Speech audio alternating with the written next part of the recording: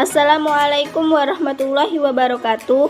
Saya Resti Aryani dari PGMI 5C akan menjelaskan media dan metode yang saya gunakan dalam proses pembelajaran. Yang pertama yaitu media pembelajaran. Media pembelajaran adalah media yang digunakan untuk membantu merangsang pikiran, perasaan, kemampuan, dan perhatian siswa dalam proses belajar mengajar di kelas. Media tersebut dapat berupa alat ataupun bahan mengajar. Fungsi media pembelajaran yaitu menarik perhatian siswa, memperjelas penyampaian pesan, mengatasi keterbatasan ruang, waktu, dan biaya, menghindari kesalahan tafsir, dan untuk mencapai tujuan pembelajaran secara efektif. Media yang saya gunakan yaitu media cetak berupa buku dan LKS, dan media audio visual berupa video. Yang kedua yaitu metode pembelajaran. Metode pembelajaran adalah teknik yang digunakan pendidik atau guru untuk menyajikan materi pelajaran kepada peserta didik di kelas, baik secara individu maupun kelompok, agar materi pelajaran dapat diserap, dipahami, dan dimanfaatkan oleh peserta didik dengan baik. Metode yang saya gunakan antara lain yaitu metode ceramah, yaitu menyampaikan informasi secara lisan baik formal maupun non-formal. Yang kedua, metode tanya jawab, yaitu menyampaikan informasi melalui interaksi tanya jawab antara guru dan siswa. Baiklah, di sini saya akan menjelaskan materi tema 3, subtema 1, yaitu tema 3 tentang tokoh dan penemuan, dan subtema 1 penemu yang mengubah dunia. Pada tema ini mempelajari tentang listrik pengubah wajah dunia. Listrik telah membawa banyak perubahan dalam kehidupan masyarakat di dunia. Penemu arus listrik adalah Michael Faraday. Beliau lahir pada tahun 1791 di Newington. Arus listrik adalah gelombang elektromagnetik, yaitu gelombang yang dapat merambat meski tidak ada media perantara. Gelombang elektromagnetik terbentuk dari hasil perubahan medan magnet dan medan magnet yang terjadi secara terus-menerus. Pada subtema 2 mempelajari tentang penemuan dan manfaatnya, yaitu si kotak ajaib.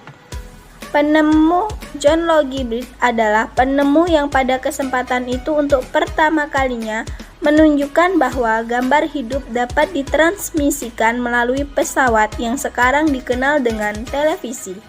Televisi adalah sebuah media telekomunikasi yang berfungsi sebagai penerima siaran gambar bergerak beserta suara. Televisi dapat diartikan sebagai alat komunikasi jarak jauh yang menggunakan media visual atau penglihatan. Pada subtema 3 yaitu Ayo Menjadi Penemu,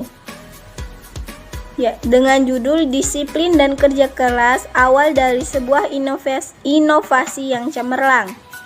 Profesor Dr. Ing Bahrudin Jusuf Habibie adalah Presiden RI ketiga yang menjadi kebanggaan bangsa Indonesia.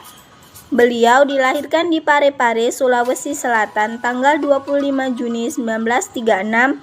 Sejak kecil beliau memiliki semangat tinggi pada ilmu pengetahuan dan teknologi. Pada tahun 1960, beliau mendapat gelar Diploma Ing di Jerman dengan nilai sempurna. Ia bekerja di industri kereta api Jerman dan berhasil menemukan cara untuk membuat 1000 wagon kereta api berkekuatan tinggi.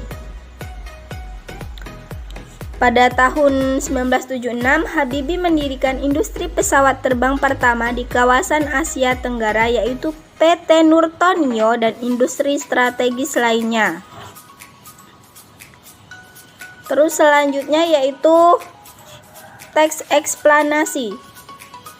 Ciri-ciri kosakata baku dalam teks eksplanasi. Penulisannya telah sesuai dengan Pedoman Umum Ejaan Bahasa Indonesia atau PUEBI. Kosakata baku wajib digunakan dalam tulisan atau percakapan pada acara-acara formal. Yang kedua, ciri-ciri kosakata non baku dalam teks eksplanasi. Penulisannya tidak sesuai dengan pedoman umum ejaan bahasa Indonesia. Kosakata non-baku boleh digunakan dalam bahasa percakapan pada acara non-formal seperti saat berbicara dengan teman dalam kehidupan sehari-hari. Pada semester 2, saya akan menjelaskan tema 8. Subtema 1, perbedaan waktu dan pengaruhnya. Karangan non-fiksi ialah karangan yang dibuat berdasarkan fakta-fakta, realita, atau peristiwa yang benar-benar terjadi. Tulisan non-fiksi biasanya berbentuk tulisan ilmiah dan ilmiah populer, laporan artikel fitur, skripsi, tesis, disertai makalah, dan sebagainya. Bahasa karangan non-fiksi bersifat denotatif dan menunjukkan pada pengertian yang sudah terbatas sehingga tidak bermakna ganda. Non-fiksi dibedakan menjadi dua, yaitu non-fiksi murni berisi pengembangan berdasarkan data-data yang autentik. Yang kedua, non-fiksi kreatif berawal dari data autentik kemudian dikembangkan sesuai imajinasi penulisannya yang pada umumnya dalam bentuk novel, puisi, dan prosa.